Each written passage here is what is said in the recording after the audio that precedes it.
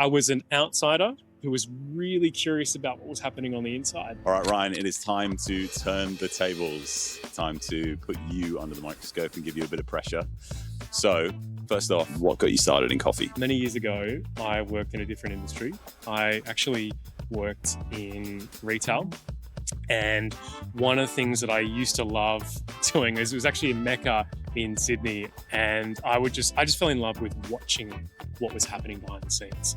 And so that kind of gradually led me into a hospitality path through just this general sense of curiosity. Curiosity seems to be like a recurring factor in a lot of the stuff you do. I'm curious from a content perspective, what is your curiosity leading you to? I've always been the person who would go to a cafe and give it a thumbs up or a thumbs down. My family know that I'm kind of horrible to go to a cafe with if I don't like it. There's so much of hospitality that I really appreciate, and I've got this really privileged behind the scenes perspective.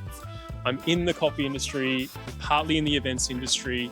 I've been an observer of the coffee industry, and so I'm really, really passionate about service and great coffee. So this year's been an interesting journey in trying to figure out what it is that I would like to talk about, because I feel I've got a lot to share, but also learning what resonates and, what people would actually give a shit about.